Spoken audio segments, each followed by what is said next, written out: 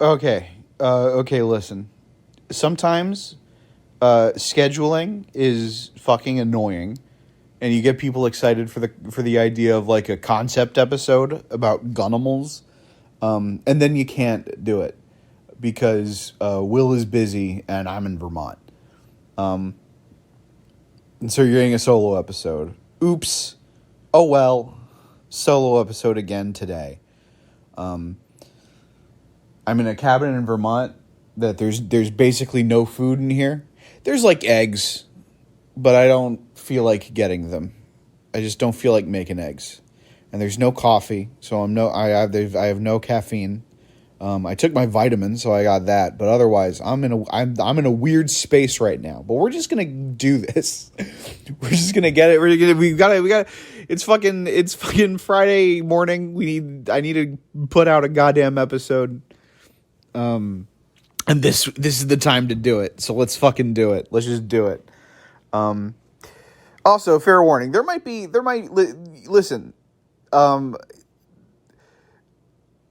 handful of you have been like, hey, we like the solo episodes. Don't feel bad about doing the solo episodes. The solo episodes aren't so bad. Well, good. I'm glad you feel that way because there might be more. There might be a couple more of those coming in the future. At least in the next couple of months. Will is.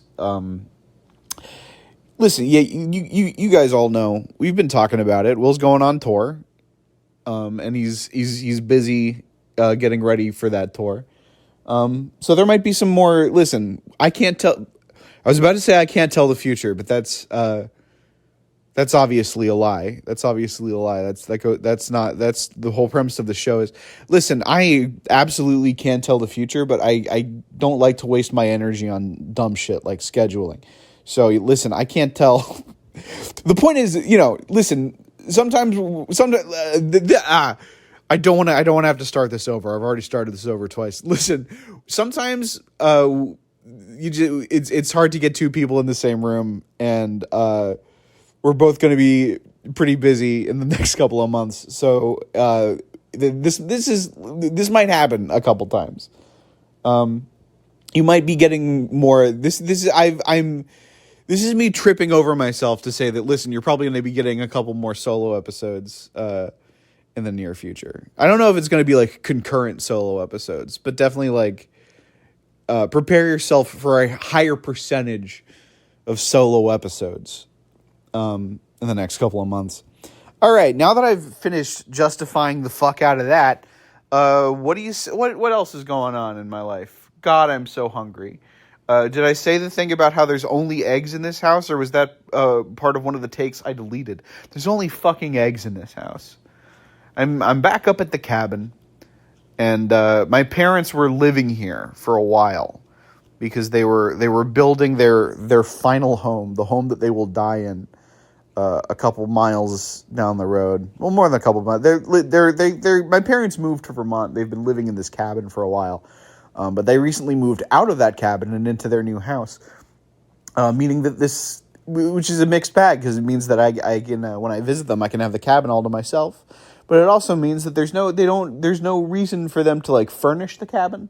So it's just eggs in there. It's just eggs in the refrigerator. And I could make eggs. I can make myself a nice egg breakfast. It's 9:33 a.m. right now. But I just don't fucking feel like it. I just don't want to get off of this couch and do it. And I can't go to Stewart's and get those weird little cheeseburgers that I get at Stewart's and have those for breakfast because I'm babysitting my dog also. They dropped the dog off with me because my dad is getting a bone marrow test or something. I forget. No, it's a bone density test. It's not a big deal. Listen, he's an old guy. You get to a certain age, they start to bombard your body with lasers or something in order to test the density of your bones to make sure that your bones are the correct density. What was I talking about? I don't know. Listen, welcome everybody to Life in the World to Come. This is an advice podcast about the end of the world where me and, just me today, but sometimes me and Will Wood Answer your pressing questions about how to survive in the quickly approaching apocalypse. It's getting closer every day, and the more we ignore it, the more egg is going to be on our face when it finally happens. Is this anything? Okay, let's just do it. Let's just get into the goddamn questions. What do you say, huh? What do you say we just get into the goddamn questions for once in my goddamn life? All right, God, I need fucking coffee. Holy shit. I'm gonna make some fucking Earl Grey or something. It just is something. I need something. Fuck. Okay. I made myself some chicken soup. A little bit of leftover chicken soup from last night. My dog is curled up at my feet, looking at me very expectantly. Like, hey, maybe that chicken soup isn't actually for you if you think about it. In your mind, that's your chicken soup, but had you considered it might actually belong to me? And no, she's wrong. It doesn't belong to her. It's my chicken soup. But Jesus Christ. Okay, get to the questions. Okay, so this is our first little apocalypse question. Our first little. Do I start this one over? No. That's a weird, arbitrary rule that you've made, Chris. You don't edit the solo ones. You just don't do it. If this is what the solo one is, this is what the solo one is, Chris. I don't know what to tell you. This is just how it comes out. If it comes out like this, then maybe, I don't know. If you don't want the solo episodes to come out like this, maybe then go to therapy, okay? Fucking finally pull the trigger on that, or stop complaining. All right, our first question. You guys have talked a lot about what will happen to all these poors, but I am not one of those ruffians. I am an ultra-wealthy aristocrat with more than enough money to buy the moon. So what's going to happen to me and all the other billionaires? Well, you say yourself, bud. You got more than enough money to buy the moon. And for the right price, I'll sell it to you. That's right. All this time I, Chris Dunn, have owned the rights to the moon. Okay? And for the low price of what's a funny number? I don't know. I guess the number doesn't have to be funny. Just like actually fucking know all of it. Yeah, all of it. Give me all your fucking money. You want to live on the moon? Fine. Give me all of your money. That's what it costs. Any billionaire who wants to live on the moon, they have to give me all of their money, and then they get into this ship that I built. This catapult I've built out of balsa wood. And we just launch them, and maybe it reaches the moon. You know? Maybe it reaches the moon. Maybe their corpses are dashed across the rocks in a red mist. You know? I can't say. You know? You sign a waiver. I'm not responsible for what happens after you climb into that catapult, right? But listen, the important thing is that you give me all your money. And then I have all of your money in the apocalypse. Where it's not worth anything, I guess. Maybe this isn't a good plan. Well, our next question. All right, next question. Hey boys, I live in Australia, which I know is currently considered the most dangerous country on Earth. In the world to come, what will be the most dangerous country on Earth? Well, I mean, listen, we already kind of covered it, the moon. Because basically everyone who goes there ends up dead. And I couldn't say why. I couldn't say why that happens, but it's just, look, the statistics are what they are. You know? I mean, it's crazy. Half the people who go to the moon don't even... This is the crazy part, is that half the people who go to the moon don't even make it there. You know? Like, you would be shocked to hear the number of... oh, shit. Am I recording? Yeah. You would be shocked to hear the number of billionaires that have launched themselves that we found, the number of billionaires we found with their corpses dashed across the rocks, you know? Not even moon rocks, just Earth rocks. Earth rocks that were, frankly, not even that far away from the launch site, you know? From where they got into the catapult. And that's how dangerous the moon is, you know? You're not even going to make it there. And again, I could not say why. I could not say why it's so dangerous or why the death rate's so high, but the numbers are what they are, you know? The numbers don't lie to you. So the moon is the answer to your question. Partly because just the numbers, just the number of people who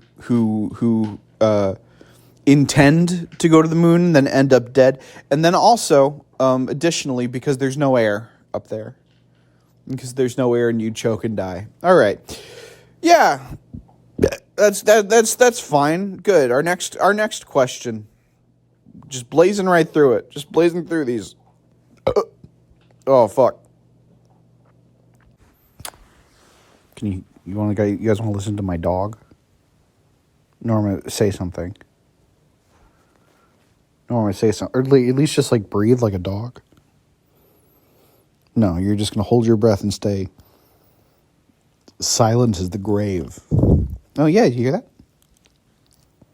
That was a quiet dog yawn. I don't know, maybe that's something. Let's get into our next question. What do you say, huh? Get into that next question.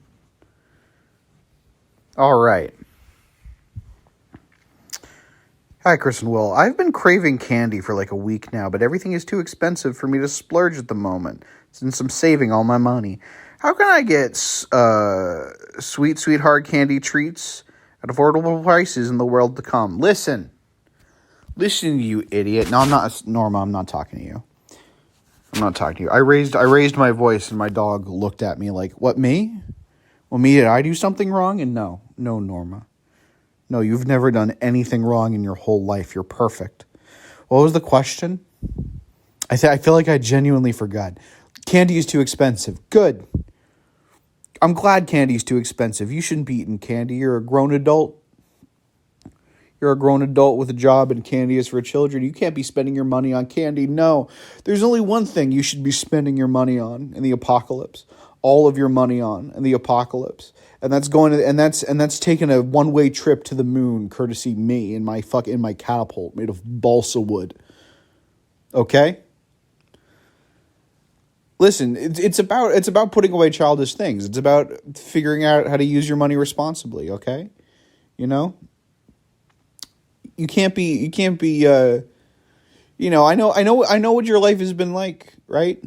You're looking at your fucking Rocket Money app once a week, and you're like, good God, I'm spending upwards of $500 a month on Jolly Ranchers alone.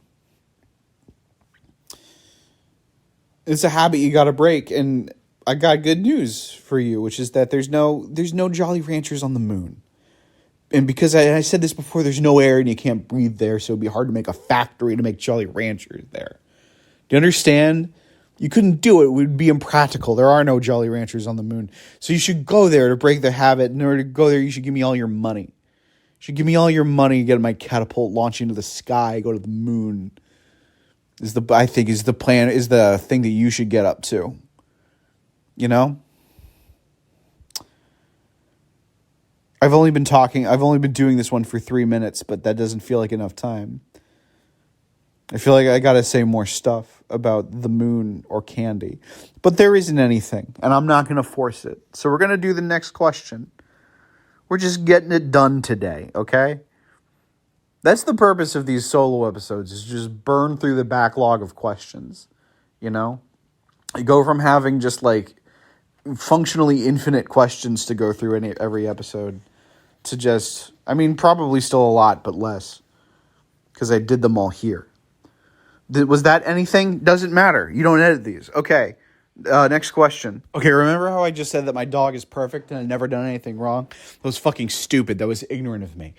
This dumb bitch just drank out of the toilet 3 times. I keep closing the door, but she opens it somehow. I finally fucking closed the lid on the goddamn thing, but Jesus Christ. You want to know why she does it? You want to know why she does it? It's because she decides the water in her dish is gross. You know? If you leave the water in her dish out overnight, she decides she doesn't want that water anymore. That's gross, old water. So no, she has to get her water from somewhere else because she's so thirsty. And so her logic is, oh, my fucking water dish water is gross. Better drink out of the fucking toilet, you stupid animal. God, you're so dumb. Look at you. You're so dumb. I love you so much. Okay. Dear Chris and Will, later tonight I'm going to ask my friend out. I am utterly terrified, but as I've been fixating over what I'm going to say, I've started thinking. Y'all have talked about dating in the world to come, but what about love languages? Will my hopes and dreams for my future relationship look anything like they do now once the bombs drop, or will cuddling be replaced with something else? Well, I mean, there's no easy way to say this, and I hate to be the one to break this to you, but yeah, everyone is gonna have their own love language, and yours, unfortunately, is gonna be Mandarin Chinese, which I've been told is one of the hardest to learn. If you wanna, that was it. That was as far ahead into the bit as I thought. And I thought maybe once I said that, I would know what happens next, what the next part of the joke is. But I'm not quite, honestly, I'm not really sure. Maybe I was going to go in kind of like you need to learn Chinese direction. I guess that's you got to learn Chinese. If you ever want to feel the sweet softness of a smooch against your lips ever again, you gotta learn Mandarin Chinese, and it's gonna be so hard. It's gonna be so hard because it's not just about making sounds with your mouth. It's also about like intonation. Intonation is a huge part of it. Pitch is a big part of this language. My little sister is adopted from China, and when I was 7, I remember us listening to these. When we were preparing for it, we listened to all these, like, I remember being a little kid and listening to these, like, learn Chinese tapes. And also, and being, like, a 7-year-old kid and thinking, I might learn Chinese, If I listen to these tapes, I might know Mandarin by the time we're finished with them.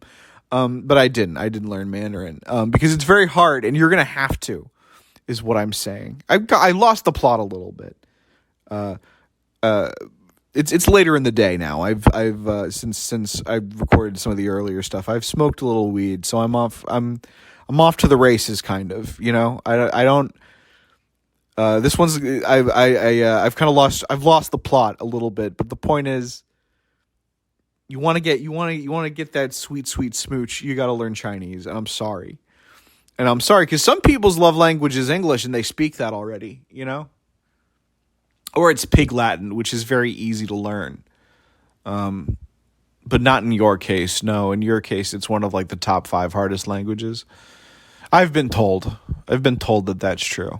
And from what I remember of it, it does seem hard to learn. Sorry. Okay, everybody.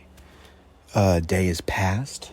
I'm sitting in the middle of the woods now, surrounded by the sounds of crickets and small birds, and the sound of somebody's riding mower in the distance. Just the kind of just like the sort of just a kind of a low but pervasive hum of a riding mower. Nowhere near me, but close enough to just kind of spoil the illusion, that I'm actually alone. But it's nice otherwise. I am alone in the middle of the woods, but again, not that alone. There are other cabins around where I am, and a lot of them are empty right now, but I don't know if all of them are. So someone might just like wander past me, See me mumbling to myself into my phone on this little bench that I found. But we're gonna do some more questions now. We're gonna get some more questions done, and the rest of this episode, the last third of this episode, this might just be a half-hour long episode. The final third of this episode is going to be drastically different from yesterday. Yesterday, I was a little stressed out. I think I was maybe a little bit stressed out. I was a little high strung. I had a lot to get done. But today, I'm actively deciding to not be that. To just be like kind of just fucking chilled out. Just a chilled out, cool guy in the middle of the woods who's speaking very quietly and so close into the mic. And so it's like it's either going to be like really quiet or like really loud with so many mouth sounds, because again, just so close to the mouth is so close to the mic right now. Because despite the fact that there is no evidence that there's anyone else within a mile of me, at least, I'm so self-conscious doing this in what is technically public. But we're doing it. We're going for it. Let's say let's do some questions, huh? Let's get some of these last questions done. Yeah. Fuck. Am I gonna have to edit this part? Oh well.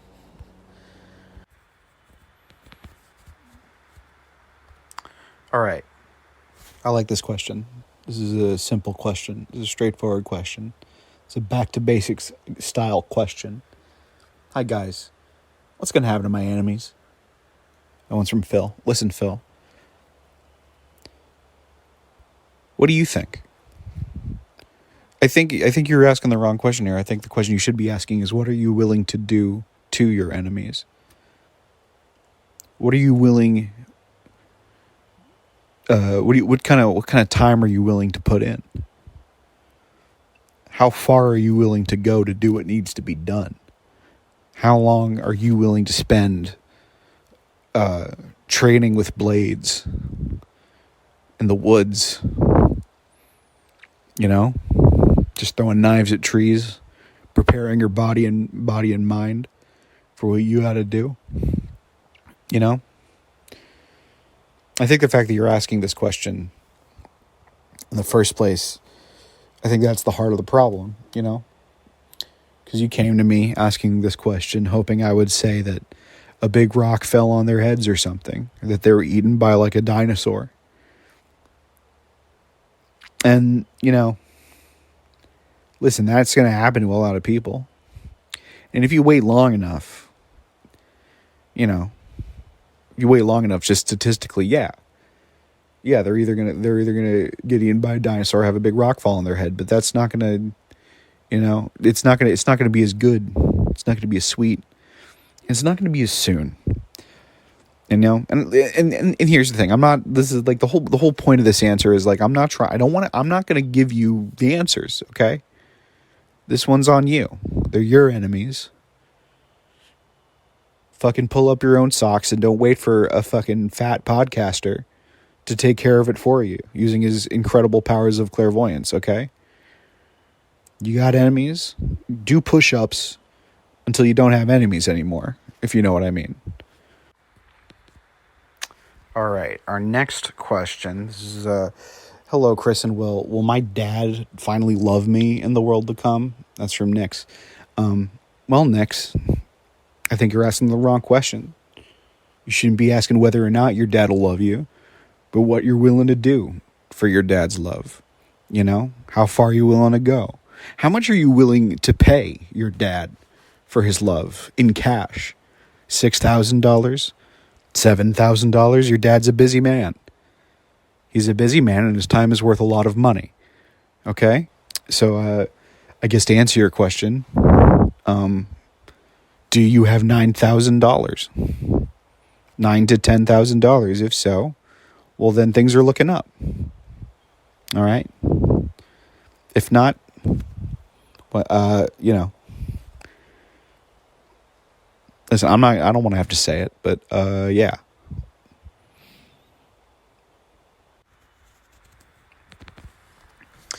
Okay.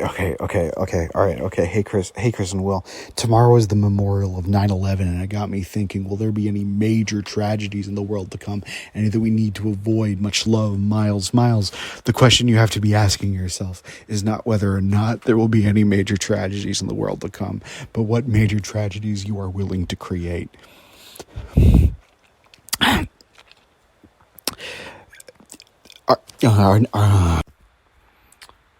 Okay, next question. Okay. Good tidings. Halloween is impending and inevitable. This got me thinking, will spookiness still be something we partake in for fun? Or will we bypass spookiness entirely and skip straight to mortal terror? Thanks.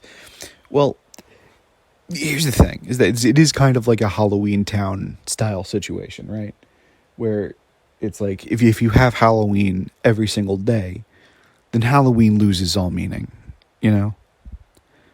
So, like, I guess it's like a matter of perspective. You look around, you see a goblin, you see a Googa, ghost, ghouls, the like. You can make the decision to be like, this is cool and I like it, or not. You know, I guess I guess the question is, like, are you goth? You know, do you like spooky things? If not, congratulations. Or I mean, if so, congratulations. Halloween is every day. If not, then, well, I guess start liking it, because that's just kind of the ambiance. Just kind of bubbling cauldrons and laughing skulls and all that kinds of sick shit, you know, and listen, it is all about perspective. You know, you think about like a you see like a flaming skull that's cackling. You think that's pretty spooky, but you also think that's like, you know, that's like also kind of the most radical thing I've ever seen. Like, that's some stuff that would look pretty good on the back of like a leather jacket, you know? Now that I'm thinking about it, there is like the center of the Venn diagram of bikers and goths. It's almost a circle, really. Really, the difference between bikers and goths is that bikers ride bikes. Okay. Yeah, that's fine. Our next question. Okay. Hey, Chris and Will, I've had this thing you guys said stuck in my head for the last few days. You guys said something a while ago about a branch with trees growing out of it, but wouldn't that just be a bush? Or would it just be different in the world to come? Listen, you're making a mistake that a lot of people who listen to this podcast make, where you're taking what you're taking what we're saying as like a metaphor or analogy. And the thing you have to remember is that analogies are for cowards and metaphors are for people who are too weak and too scared to address the world as it is in clear and precise terms. Okay, if it was a bush, we would have said a bush. We didn't say a bush. We said a stick with trees growing out of it. What that means is like a branch. Just like a small little branch, just like a stick coming out of the ground, and then several full-sized fucking California redwoods, a couple of sequoias just kind of sprouting out of that one very small branch, you know, in kind of like a radial pattern. And yeah, if you might look at it and think that's a very big bush, but also you wouldn't, you know. You wouldn't, because it's all full-size trees coming out of that. None of which have any branches. Okay. And I'm sure. And listen, I don't remember this thing that you're referring to, but I'm sure that what I just said is exactly what we meant when we said it. Okay. All right.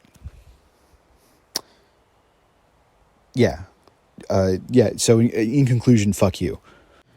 Okay, I've gone back inside. I saw a car drive by and I got self-conscious, so I'm indoors again. Our next question. Okay, hey, Chris and Will. I recently moved to Edinburgh University, and I've been very interested in its rich history of body snatching in order to benefit medical science. Could you guys hear my stomach rumbling just then? That's a weird sign to have a very audible stomach rumble just as I'm talking about body snatching. Delicious. I was wondering, what will body snatching look like in the world to come? Will it just be a fun little hobby, or will it have some greater purpose? Thanks, Beth. Well, Beth. Ow. That one hurts. Well, Beth. Here's the thing. Will it be a fun little hobby? Will it have some greater purpose? No one can say for sure, but people are going to be snatching up bodies, you know?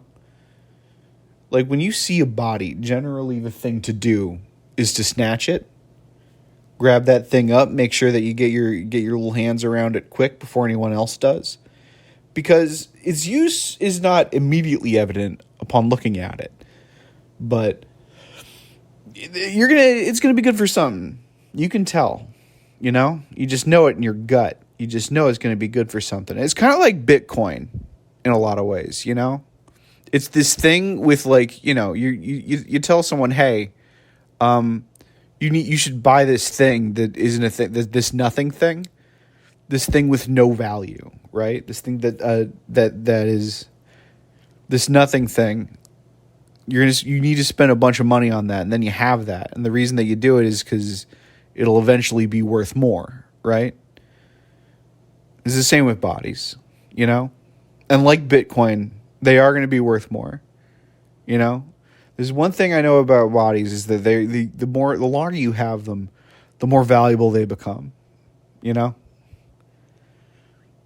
There's one thing you want more than a body. It's like a fucking 3-month-old body. Is what you want. So snatch them up. Snatch up those bodies. Snatch them up good. Jesus Christ, this is what I do. Okay, our next question. Okay, last question. I have no idea if we've covered enough of this for it to be a full episode. But listen, that's not what these solo episodes are, right? We all know the drill at this point. The solo episodes exist so that if you just look at the feed from a distance, it doesn't seem like there were any interruptions. That's why we do these, okay? Doesn't matter if they're good or if it's like a full episode's worth of content. We're just putting them here. We're just putting them here so that they're there and you have them. And presumably that's going to change when Will goes on tour and I have to start doing these more regularly. Then I'll take them seriously. But frankly, I need to go eat dinner with my parents, and I need to get this done. So let's fucking do it. Our last question, what's up, dudes? What role orcas play in the world to come? Will they no longer capsize boats but drive them? I don't know, man. I don't know. Listen, you think I know everything? You think I know everything about the whole world? The ocean's a big place. Okay, I know 88% of what's happening on land. Now you got to make me feel like an asshole for not knowing all the stuff about the ocean either. Jesus. I mean, I try hard, I try really hard. I put a lot of work into this shit. And and you miss one thing, there's one thing you don't know and everyone makes you feel like a fucking idiot. No, I don't know. Okay. I don't know. I can have one, right? I can have one where I just don't know. I don't know what's going on with the orcas. I have no idea. I've tried looking, but I can't find them. Maybe they're all gone. Maybe that's why. Every time I look into my crystal ball, I see no orcas. But then again, I haven't been trying that hard to find them, frankly. And I could look, but it's not that high on my list of priorities, to be honest. To be absolutely honest. So I just don't know. Okay? I wish I could help you. I wish I could tell you. But some questions just don't have answers, or if they do have answers, I don't have them. If you'd like to support us on Patreon, you can You can do so at patreon.com/life of the world. Is it Patreon? Fuck, is it patreon.com/lifeintheworldtocome, or is it lifeintheworldtocome.patreon.com? I think it's the first one, but I don't fucking know, man. I'm so tired. Try one of those if you loved this so much and you want to support it. You can you can do that. You could give me $5, you idiot. Give me $5, you dumb asshole. Our intro and outro music is "We Are the Hellhounds" by the Taxpayers. And you can buy a t-shirt, with a dumb thing on it that we made on lifeintheworldtocome.bigcartel.com. Is that all the things? Is it all the things that I plug? Listen, maybe I don't know. Maybe Will still has shows that he's doing. I bet he's still got some shows. Go to yoinkytheyukon.com and see if there's still any Will Wood shows that you can go to. It sounds like a good time. Go do that. Buy his goddamn tickets, you idiot. Give me $5 and buy his tickets. You idiot. God, it makes me sick just to look at you.